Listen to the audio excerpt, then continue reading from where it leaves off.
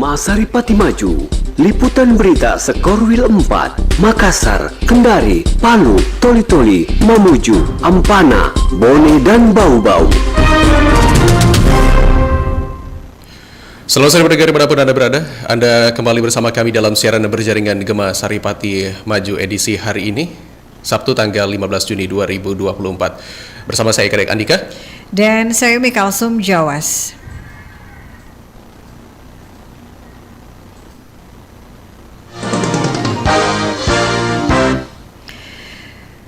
Kita awali informasi Gema Saripati Maju hari ini, edisi Sabtu 15 Juni 2024 dari RRI Makassar. Dinas Pendidikan Kota Makassar turun langsung tangani dugaan perundungan terhadap siswa disabilitas di salah satu sekolah SMP di Makassar. Laporan Edwin Masud.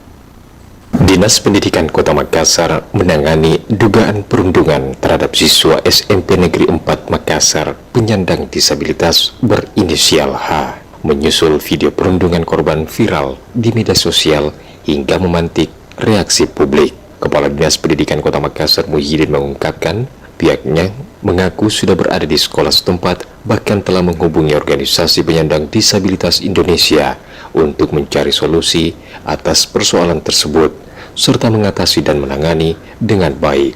Dikatakan berdasarkan kronologi, kejadian itu terjadi pada bulan Mei 2024 lalu. Perundungan terhadap korban yang merupakan siswa kelas 7 direkam video, kemudian belakangan viral di media sosial. Saya minta kepada sekolah dan teman-teman juga PPD Persatuan Penyandang Disabilitas Indonesia Sulawesi Selatan juga hadir nanti tadi di sekolah bersama dengan orang tua, bersama juga orang tua kita undang semua, guru-guru kita dudukkan semua dan kita klarifikasi.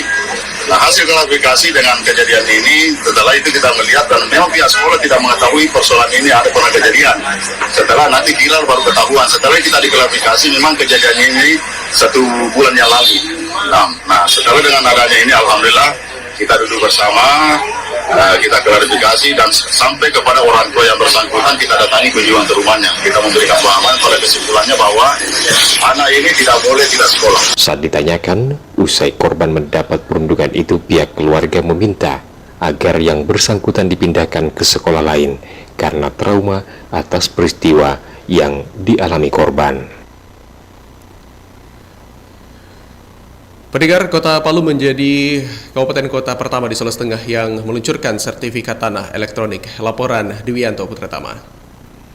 Badan Pertanahan Nasional BPN Kota Palu resmi meluncurkan implementasi sertifikat elektronik pada Jumat 14 Juni 2024 di Aula Kantor Wilayah BPN Sulawesi Tengah. Kota Palu menjadi pionir pertama di Sulawesi Tengah yang melaksanakan program ini. Peluncuran ini adalah bagian dari keputusan Menteri Agraria dan Tata Ruang, Kepala Badan Pertanahan Nasional, yang menetapkan 104 kantor pertanahan kabupaten kota sebagai prioritas dalam menjalankan layanan sertifikat secara elektronik. Kepala BPN Kota Palu, Yusuf Ano, mengatakan peluncuran ini adalah langkah awal dari upaya transformasi digital yang dilakukan oleh Kementerian Agraria dan Tata Ruang Badan Pertanahan Nasional.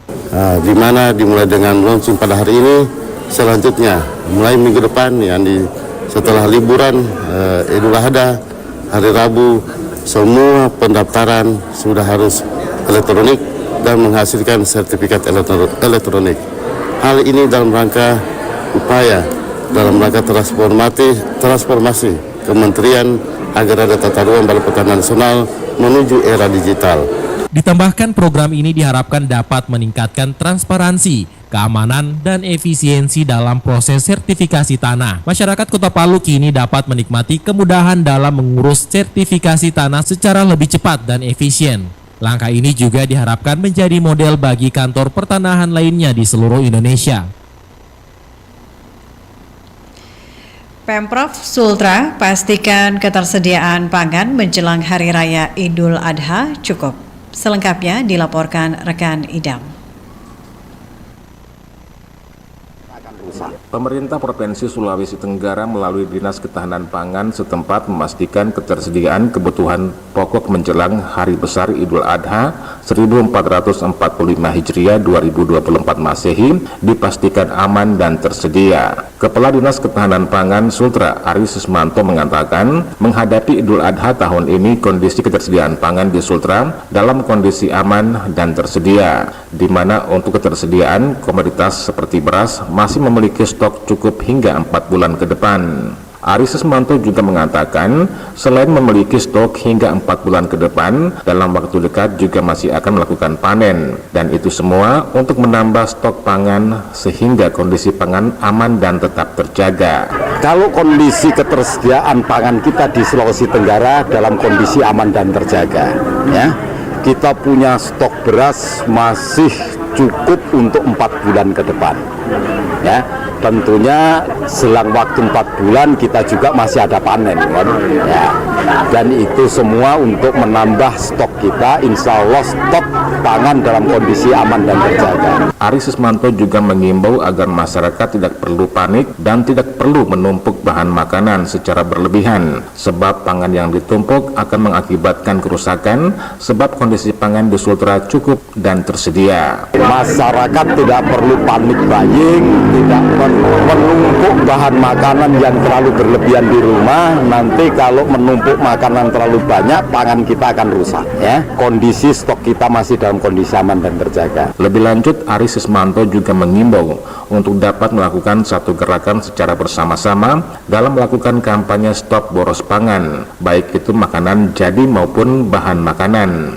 Sebab dengan melakukan gerakan stop boros pangan dapat tercipta penghematan. Selain itu kedepannya dapat mencukupi kebutuhan pangan terutama pada daerah-daerah rawan pangan dan gizi, serta menekan laju inflasi di daerah.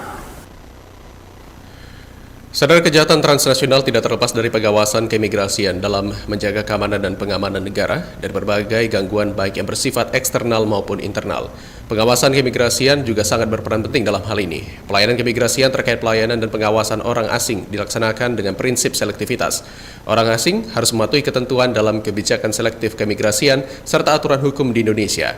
Seperti apa pengawasan warga negara asing yang dilakukan di Kabupaten Banggai? Berikut kita akan ikuti wawancara Ramauti Tani bersama dengan Kepala Subseksi Informasi dan Komunikasi Keimigrasian Kantor Imigrasi Kabupaten Banggai, Ridwan Arifin.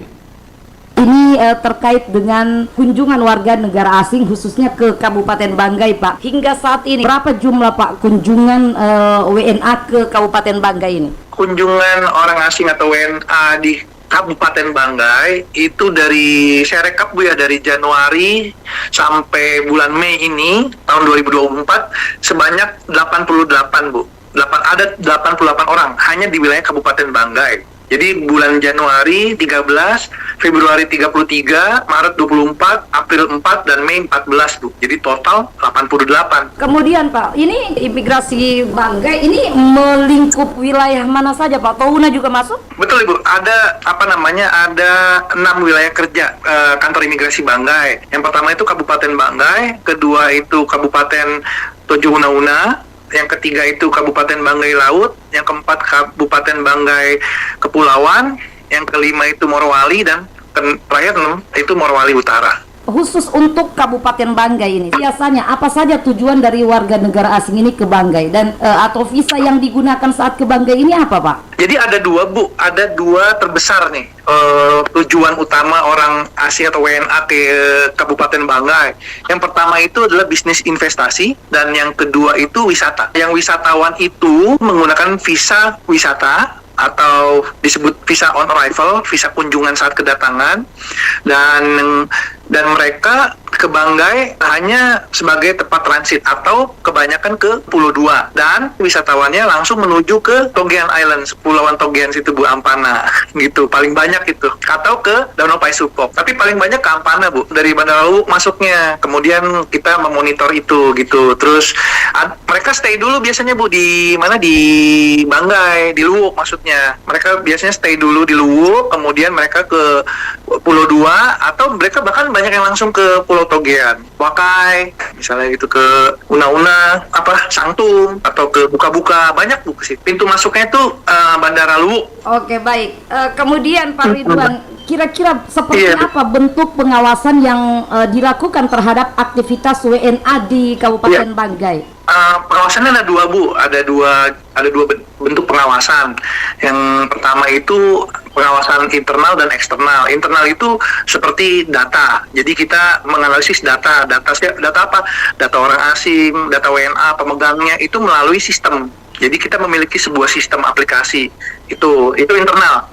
Kemudian eksternal kita bekerja sama atau berhubungan dengan pemangku kepentingan setempat seperti Pemda di Ampana, Dinas Pariwisata, Dinas Tenaga Kerja, Badan Intelijen BIN, BAIS, Kodim, Dandim, dan Polres. Seperti itu.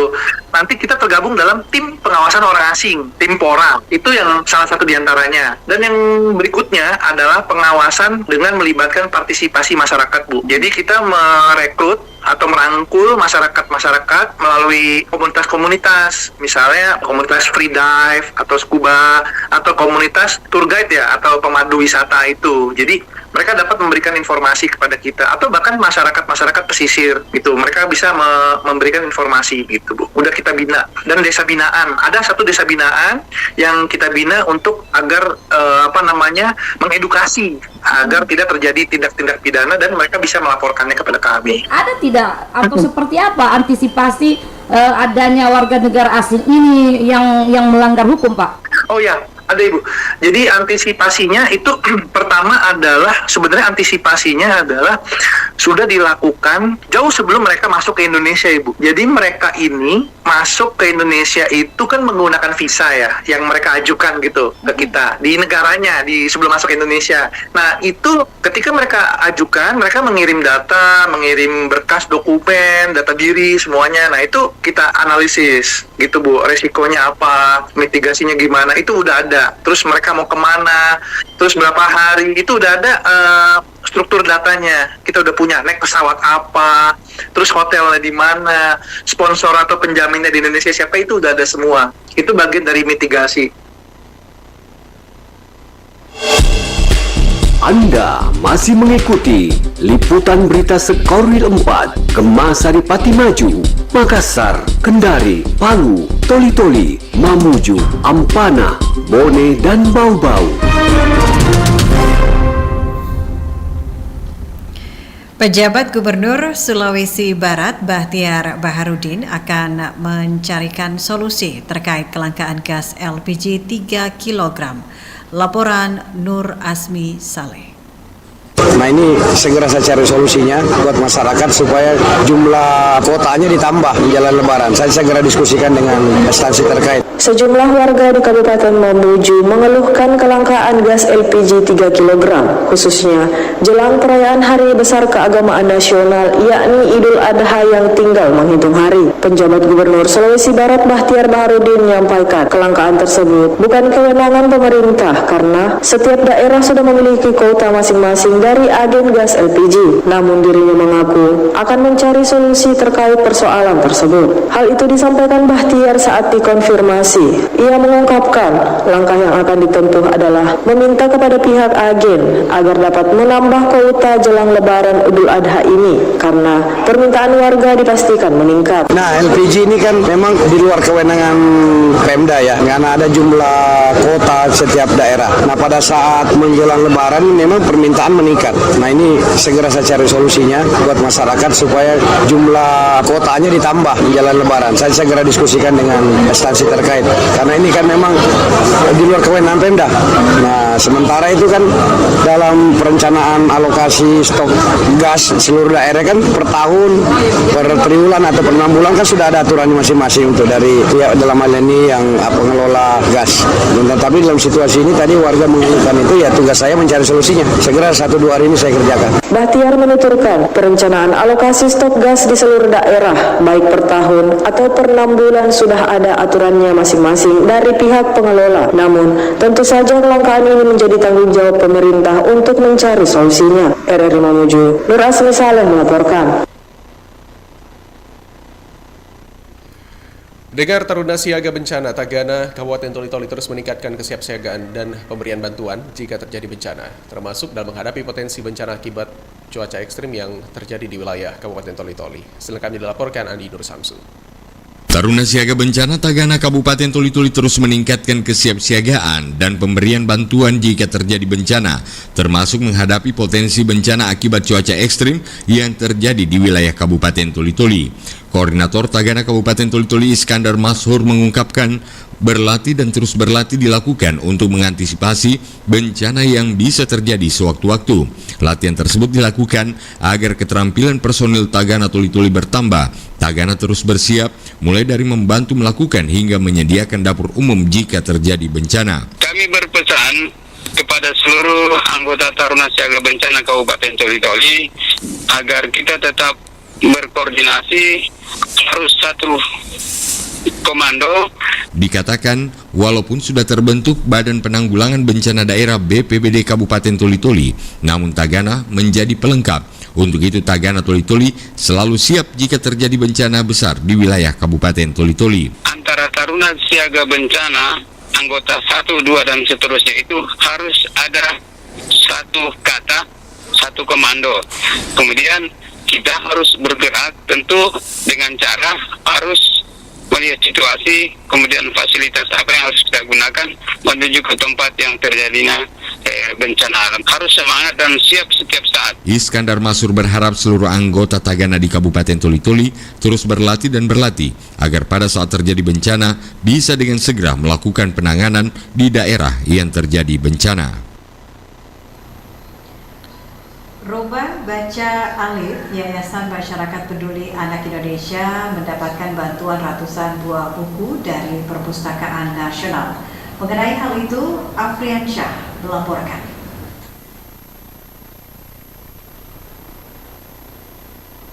Bantuan buku ini sangat bermanfaat untuk memantik minat baca masyarakat, baik anak-anak, remaja, dan orang tua. Rumah Baca Alif Yayasan Masyarakat Peduli Anak Indonesia YMPAI mendapatkan bantuan buku dari Perpustakaan Nasional melalui Dinas Perpustakaan dan Kearsipan Dispusip Kota Bau-Bau. Rumah baca yang beralamat di sini ada Wali Kelurahan Batulo ini memperoleh bantuan sebanyak 150 buku. Pengajar Rumah Baca Alif yang juga sebagai Ketua YMPAI Cabang Bau-Bau, Ainun Zaujah, menyampaikan terima kasih kepada Perpusnas dan Dispusip Bau-Bau yang telah memfasilitasi bantuan ratusan buku tersebut.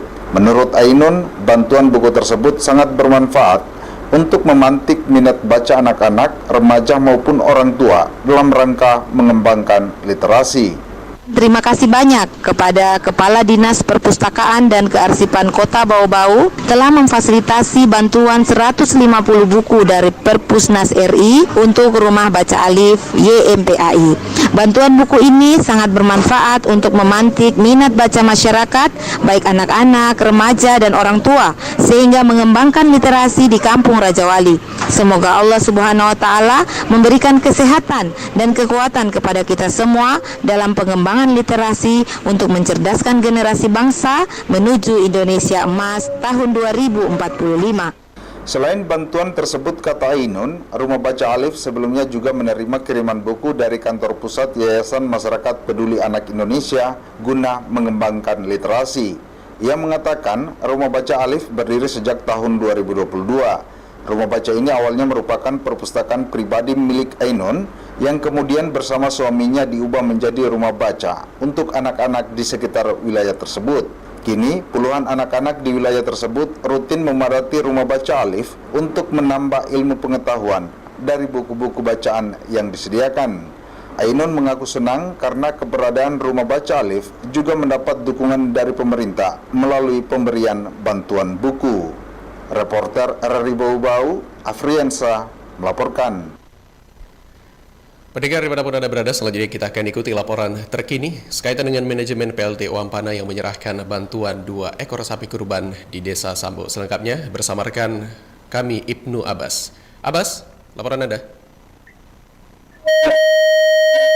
Pendengar, jajaran manajemen pembangkit listrik tenaga uap PLTU Ampana menjelang Idul Adha menyerahkan sebanyak 2 ekor sapi kepada pemerintah dan pengurus kurban Desa Sabo, Kecamatan Ampana Tete.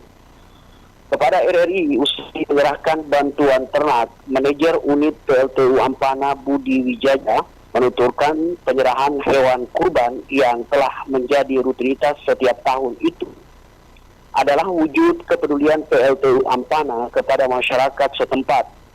Di samping itu, kegiatan muamalah tersebut adalah demi mempererat keharmonisan antara pihak PLTU Ampana dengan pemerintah dan masyarakat Desa Sabo, sehingga terjalin hubungan yang baik di antara kedua belah pihak. Ya, harapannya dengan kemudian ya penyerahan hewan kurban setiap tahun antara PLTU dengan desa itu ada terjalin hubungan yang baik lah dengan masyarakat sekitar. Terlihat ada kepedulian dari perusahaan kepada warga Ring 1 ya, sekitar PLTU. Alhamdulillah. Ia pun berharap dengan adanya bantuan 2 ekor sapi untuk kurban tersebut, sedikitnya akan membantu masyarakat Sabo, khususnya penerima manfaat atau mustahik, tutup Budi Wijaya. Sementara itu, PJ Kepala Desa Sabo Sudirman S. Sambokol mengaku telah menerima 2 ekor ternak sapi yang diserahkan langsung oleh manajer unit PLTU Ampana, dan kedua ekor calon kurban itu ini telah diterima langsung oleh pengurus Desa Sabo. Alhamdulillah hari ini ada 2 ekor ternak sapi yang disumbangkan oleh pihak PLTU dalam rangka Hari Raya Kurban untuk masyarakat Desa Sabo. Alhamdulillah sapinya sudah berada di lingkungan Masjid Al-Hilal Desa Sabo dan sudah dilaksanakan serah terimanya dengan pihak manajemen unit PLTU Ampana. Pemerintah Desa Sabo tuturnya memang setiap tahun mendapat bantuan kurban dari PLTU Ampana. Pemerintah Desa Sabo tutur Kades Sudirman S. Sambokol sangat mengapresiasi bantuan kurban tersebut. Keberadaan PLTU Ampana tutur Kades sangat membantu pemerintah dan masyarakat setempat. Tidak hanya kurban yang menjadi rutinitas setiap tahunnya, melainkan kegiatan-kegiatan pemberdayaan dan pemeliharaan lingkungan pun juga menjadi atensi pihak PLTU Ampana. Ibnu Abbas melaporkan. Terima kasih rekan Abbas. Pendengar, selain memiliki sejumlah filosofi, bangunan masjid tua yang berusia 383 tahun merupakan saksi sejarah perkembangan Islam sejak masih dalam kerajaan Bone sampai sekarang. Feature RRI Bone, Suryani Arifin.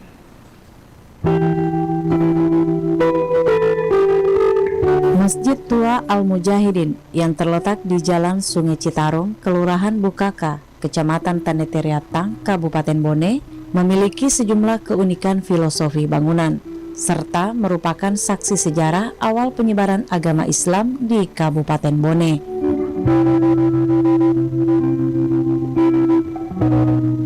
Sejumlah keunikan sejarah dan filosofi bangunan masjid tampak sebuah keramik yang terpasang di atas mimbar dengan ukiran ayat suci Al-Quran, dan di atas kubah utama berasal dari pemberian dinasti kerajaan Cina yang melambangkan ajaran agama Islam tidak memandang perbedaan suku, ras, agama, bangsa, dan negara dalam menjalin persaudaraan. Selain itu, ada 9 pintu masjid yang melambangkan ada 9 wali songo yang menyebarkan Islam di Indonesia. Bahkan, keunikan ukuran bangunan masjid digadang-gadang sama dengan ukuran Baitullah. Di tengah bangunan masjid terdapat 4 buah tiang yang berdiri melambangkan 4 sahabat Nabi Muhammad Shallallahu Alaihi Wasallam. Masjid bersejarah yang kini berusia 383 tahun dibangun oleh Raja Bone ke-13 Lamak Daremeng pada tahun 1639. Pada masa pemerintahannya di tahun 1631 hingga tahun 1644. Sementara penyebaran agama Islam di Kabupaten Bone diperkirakan pada tahun 1611. Masjid Tua Al-Mujahidin menjadi saksi sejarah penyebaran Islam di Kabupaten Bone. yang mengurusi masalah muamalah Islamiyah. Nah, karena melihat perkembangan agama Islam pada waktu itu, maka Sultan Pakai Amrullah, Kadi pertama Kerajaan Bone, membangun sebuah masjid yang kita tempati sekarang ini dalam lingkungan Kerajaan Bone atau lingkungan Lalebata yang dikenal dengan nama Masjid Tua Al-Mujahidin yang sampai sekarang masih kita gunakan. Pengurus Masjid Tua Al-Mujahidin, Mahyudin Syahid mengatakan, masjid ini dapat menampung sekitar 500 jamaah. Saat ini masih digunakan untuk sholat 5 waktu, sholat Jumat, sholat tarwih, iktikaf, hingga pengajian. Selain untuk beribadah, masyarakat juga senang mengunjungi masjid bersejarah tersebut untuk berwisata religius.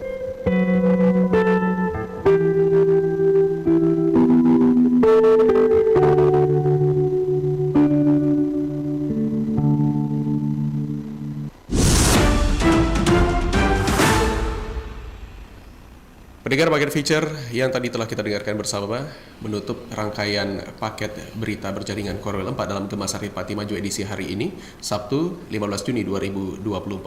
Mewakili kerabat kerja yang bertugas, saya Kadek Andika. Dan saya Mikal Semjawas mengucapkan terima kasih, sampai jumpa dan selamat sore. Demikian tadi telah Anda ikuti Gema Saripati Maju, liputan berita Sekorwil 4.